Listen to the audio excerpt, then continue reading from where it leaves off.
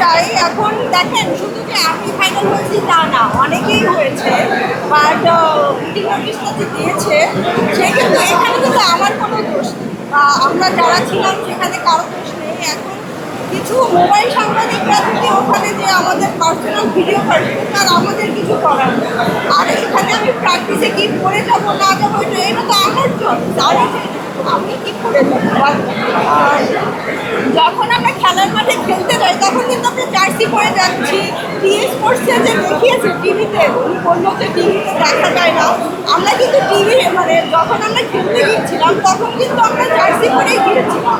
But এটা হচ্ছে আমরা পার্সোনাল আমরা কোথায় কী করে যাবো, এটা তো আমাদের চয়েস। আর ইরফান সাজ্জাদ ভাইয়ের একটা ভিডিও ভাইরাল হয়েছে কিনা জানতেন, দেখেছেন কিনা, উনি কিন্তু বলেছিল সাংবাদিকদের আপনারা সামনে থেকে ভিডিও করুন, পেছন থেকে করবেন না।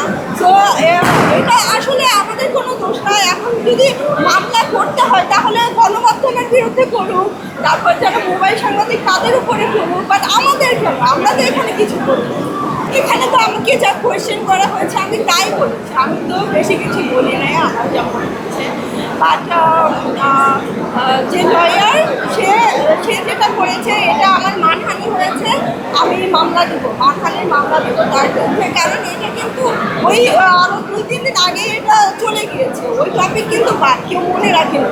তার লয়ার কিন্তু আমার আবার আগের সেই ক্লিপটা ভাইরাল হচ্ছে, তাতে করে তো আমার মানহানি হচ্ছে। অবশ্যই আমি মানহানির মামলা করবো, কারণ এখন ওখানে আমরা প্র্যাকটিসের আগে ওয়ার্ম আপ করেছি, ওখানে শুধু আমি ছিলাম না, ওখানে আরও আমাদের টিম যারা ছিল 15-20 জন ছিল, ওখানে আমরা সবাই করেছি। সবারটা না ভিডিও করে শুধু আমারটুকু করে কেটে কেটে এগুলো ভাইরাল করা হচ্ছে। আর এটা কিন্তু তখন এত বেশি ভাইরাল হয়নি, যখন থেকে এই লয়ার সামনে এসে বলতেছে মারিয়াম এইভাবে বিভিন্ন অঙ্ক দেখাচ্ছে বা এই সে, এটা তো আমার জন্য মানহানি। কারণ সে আসলে ভাইরাল হওয়ার জন্যই আসছে, তা না হলে খেলা শেষ হয়ে যাওয়ার পরে কেন সে আসবে, তাই না? খেলা কিন্তু শেষ হয়ে গিয়েছে। এখন আবার আজকের টপিক জার্নালিস্টরা পেত, ওইটা কিন্তু আর আসতো না, কিন্তু সে আবার নতুন করে ওইটা আসছেই ভাইরাল হওয়ার জন্য।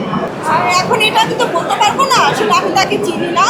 আর আমার মনে হচ্ছে তার আসলে কোনো কাজ নেই, কাজ থাকলে তো আরও অনেকেই লয়ারই আছে, তারা তো আসবে না, তাহলে সে কেন আসবে?